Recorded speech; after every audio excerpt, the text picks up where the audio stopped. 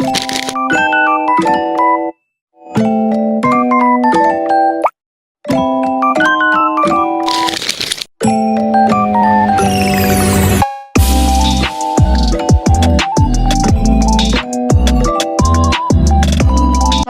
warahmatullahi wabarakatuh. Perkenalkan, nama saya Nisa Mahanimika dengan NIM 231101005.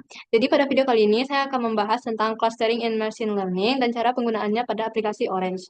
Nah, jadi clustering itu adalah teknik dalam machine learning yang digunakan untuk mengelompokkan data berdasarkan kemiripan atau perbedaannya. Jadi tujuannya untuk membagi data ke dalam beberapa kelompok atau cluster sehingga data dalam suatu cluster punya karakteristik yang mirip dan berbeda dengan data di cluster yang lain. Nah, kemudian manfaatnya itu dapat memahami data lebih dalam karena dia dapat mengelompokkan data dan kita bisa melihat pola antar hubungan data lebih jelas. Kemudian dapat membuat segmentasi, kemudian mendeteksi anomali atau dapat mendeteksi data yang menyimpang dari pola umum, kemudian dapat reduksi dimensi atau dengan mengelompokkan variabel yang serupa sehingga kita bisa menyederhanakan data yang kompleks tanpa kehilangan informasi yang penting. Nah, kemudian metode clustering ini dibagi menjadi dua, yaitu partitional clustering atau memecah data menjadi beberapa grup tanpa struktur hierarki, contohnya K-means. Kemudian ada yang kedua itu hierarchy clustering. Jadi dia tuh mengelompokkan data dalam bentuk pohon bertingkat, baik dari bawah ke atas atau dari atas ke bawah. Nah, jadi yang pertama itu kita akan mencoba K-means clustering. Nah, jadi K-means clustering itu algoritma unsupervised learning yang digunakan untuk mengumpulkan data dan mengenali pola dalam kumpulan data. Jadi dia ini bekerja dengan memilih sejumlah titik awal secara acak, lalu kemudian ia akan menyesuaikan posisi sentroid tersebut secara bertahap sampai ditemukannya pembagian data ke dalam cluster yang optimal. Nah, kemudian cara kerjanya itu dapat kita contohkan pada si aplikasi Orange ini. Nah, jadi yang pertama yang kita akan coba itu mencoba si K-means clustering. Jadi pertama-tama kita buka dulu Orange. Nah, setelah itu kita akan pilih file. Nah, kemudian pada file ini kita akan masukkan data yang sesuai dengan analisis kita. Jadi kita pilih dulu data yang ingin kita masukkan. Nah, usahakan datanya ini eh, dalam bentuk Excel ataupun dalam bentuk tab. Nah, kemudian kita pilih yang data 100 mahasiswa kedokteran clustering ini. Nah, kemudian setelah kita masukkan file, kita kembali lagi ke Orange-nya, terus kita masukkan data table. Nah, dari file ke data table itu kita hubungkan, ini kategorinya data. Kemudian kita cari preproses. Nah, preproses ini akan kita hubungkan dari file. Jadi ini kategorinya juga data. Kemudian kita pilih lagi data table. Nah, dari preproses ini kita hubungkan ke data table. Itu kategorinya preproses data to data. Nah, kemudian kita cari K-means. Nah, kemudian K-means ini kita hubungkan dari preproses ke K-means. Jadi ini kategorinya proses data to data. Nah, kemudian kita cari scatter plot. Nah, dari K-means ini kita akan menghubungkan ke scatter plot. Itu kategorinya data. Kemudian kita pilih lagi data table. Nah, data table ini kita hubungkan dari K-means, itu kategorinya juga data. Nah, kemudian itu ada save data. Kita hubungkan dari data table yang kedua ini. Kategorinya select data to data. Nah, jadi di sini terbentuk bagan atau skema dari K-means clustering. Jadi K-means clustering yang kita masukkan ini berupa file klasterisasi mahasiswa kedokteran berdasarkan kinerja akademik dan perilaku belajar menggunakan K-means clusteringnya. Nah, kemudian kita akan melihat masing-masing dari isi filenya ini. Pertama itu dari data table terlebih dahulu. Nah, seperti biasa kalau data table itu akan bentuknya dengan angka-angka seperti ini. Jadi ini ada 100 data. Nah, kemudian setelah dari data table, kita akan melihat ke bagian preproses ini. Nah, jadi pada bagian preproses ini kita bisa lihat kalau di sini ada pilihan dari kayak discrete size, continuous variable, dan lainnya. Nah, jadi di sini untuk clustering kita pilih yang normalized feature. Nah, jadi di sini ada setelah kita pilih itu ada standardized to nol dan ini kita bisa pilih. Nah, kalau misalnya randomize itu discrete size itu seperti ini dan continuous discrete itu seperti ini. Dan ini bisa dipilih sesuai dengan kebutuhan data kita. Nah, kemudian setelah dari preproses kita masuk ke K-means. Nah, di K-means ini kita number of clusternya fixnya 3 from 2 to 8. Kemudian preprosesnya normalized column. Kemudian reruns-nya 10 dan maksimum iterationnya 300. Jadi ini tidak perlu diubah.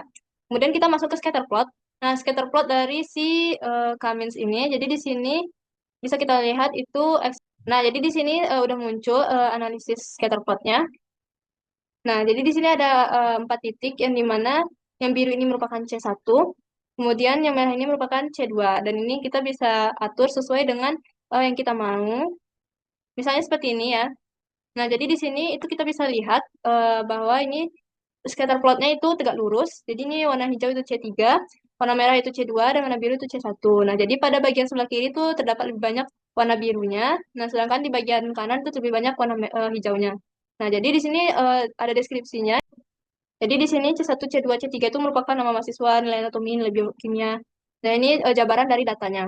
Nah, kemudian setelah dari scatter plot, kita akan masuk ke save data ini. Sorry. Dari scatter plot kita akan masuk ke data table yang kedua. Nah, di data table yang kedua itu penjabarannya lebih rinci ya. Jadi ini ada cluster C1, C2, C3, siluetnya sekian. Terus ini ada kategori nama mahasiswa, nah, nilai anatomi, nilai patologi, dan sebagainya. Nah, jadi ini dia mengelompokkan lebih jelas dan lebih terstruktur berdasarkan cluster-cluster atau C1, C2, C3-nya ini. Nah, dari sini bisa kita lihat bahwa pada Cummins cluster ini dia tuh bisa untuk mengelompokkan data dari beberapa jenis macam data dan dia tuh eh, bisa untuk mm, dan dia tuh bisa untuk mengelompokkan data serta mengenali pola dalam kumpulan data. Nah, jadi dia tuh seperti kayak titik-titik dari scatter plot tadi itu merupakan contoh Cummins clusteringnya. Nah, kemudian kita lanjut itu untuk yang bagian kedua yaitu hierarki clustering. Nah, jadi pada hierarki clustering itu cara untuk menganalisisnya juga berbeda dibandingkan dengan Cummins clustering. Nah, jadi kita coba di bagian hierarki, itu kita pertama masukkan file terlebih dahulu. Oh, sorry. Nah, filenya ini kita ganti. Jadi untuk file yang kita gunakan itu berbeda dibandingkan yang Cummins. Kemudian di sini kalau di file ini itu kita pakai yang hierarchy cluster. Nah, kemudian setelah kita masukkan data, itu kita akan masukkan data table. Data table ini kita hubungkan. Kemudian kita masukkan distance,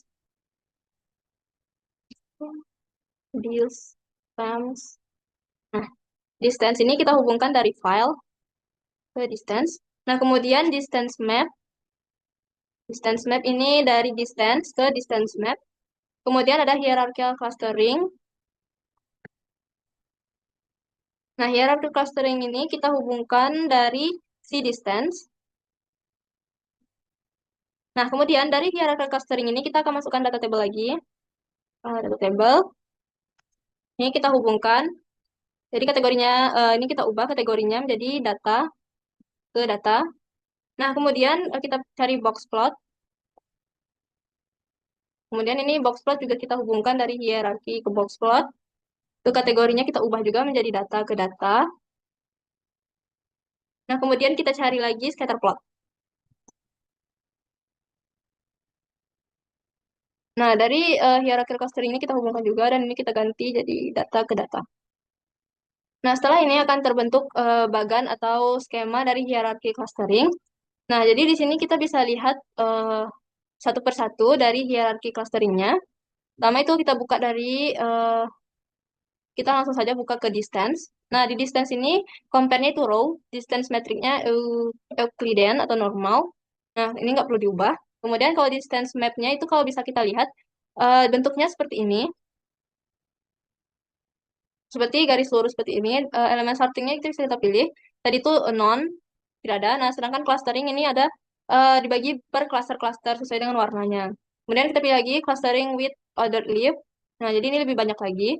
Nah, jadi ini untuk keseluruhan. Nah, untuk satu persatu itu kita bisa lihat dari sini. Misalnya kita masukkan age, kita masukkan, kita ganti jadi clustering saja. Nah, jadi di sini terbentuk antara warna biru, hijau, dan kuning. Kemudian kalau misalnya kita masukkan diagnosis, itu juga akan terbentuk gambar seperti ini. Nah, jadi ini lebih fokusnya eh, seperti struktur-struktur pohon seperti ini. Nah, setelah dari distance map, kita akan masuk ke hierarchical clusteringnya. Nah, jadi pada hierarchical clustering ini lebih mudah dibaca dibandingkan dengan distance mapnya tadi, karena ini kotaknya lebih besar dan lebih rinci. Ini bisa kita pilih, misalnya single. Kalau single itu seperti ini bentuknya. Kalau avalanche itu seperti ini. Kemudian complete, itu dia complete ya. Kemudian word, seperti ini.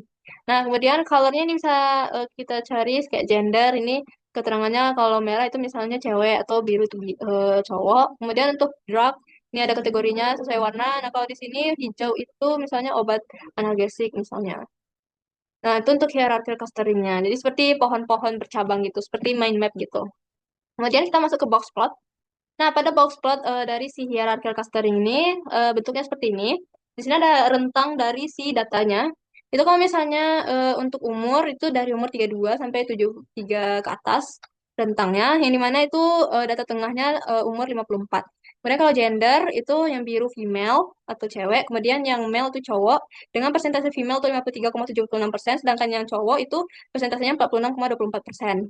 Kemudian diagnosis, ini ada kalau biru itu asma dengan persennya itu 19,89%, itu COPD itu persennya 13,98%, kemudian diabetes 24,19%, heart value itu 22,04%, dan hipertensi 19,89%. Nah, jadi dari box plot ini kita bisa lihat itu penyakit dengan data paling banyak itu adalah diabetes, yaitu 24,19%. Nah, kemudian ini obat A, hari ke 0 itu penggunaannya rentangnya 25 sampai 100. Kemudian ini kita juga bisa adverse events. Kalau di dizziness itu persennya 16,13, kemudian fatigue itu persennya 18,28, nausea itu 22,04, kalau nggak ada adverse event itu 19,89, dan rush itu 23,66%.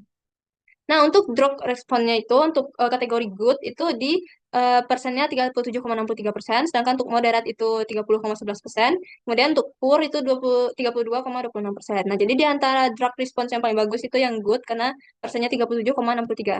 Nah, kemudian untuk pharmacy notes-nya ini continue current therapy itu ada 19,89%, liver enzyme rising itu 18,82 dan sebagainya. Nah, di sini kita juga bisa pilih berdasarkan yang kita inginkan. Jadi ada filter dan ada variabel dan ada subgrupnya. Jadi ini kita bisa pilih tergantung apa yang kita mau. Nah, setelah dari box plot, itu kita akan masuk ke scatter plot. Nah, seperti biasa scatter plot itu akan bentuknya seperti ini, seperti dot gitu. Nah, jadi untuk axis X-nya age saya masukkan, kemudian axis X-nya diagnosis, contoh. Nah, jadi di sini biru ada female dan merah adalah male. Nah, jadi dari sini, dari uh, scatter plot ini bisa lihat bahwa itu untuk pasien dengan diagnosis asma itu antara perempuan dan laki-laki bisa kita lihat dari perbedaan warnanya. Kemudian untuk penyakit-penyakit lain juga bisa kita lihat. Nah, kemudian kalau misalnya diagnosisnya kita ganti dengan drug response. Nah, di sini juga muncul kayak pembagian dari respon-respon dari antara cewek dengan cowok. Kemudian misalnya itu kita ganti dengan diagnosis. Nah, ini antara kepatuhan obatnya atau drug responnya dengan macam-macam diagnosis dari penyakitnya.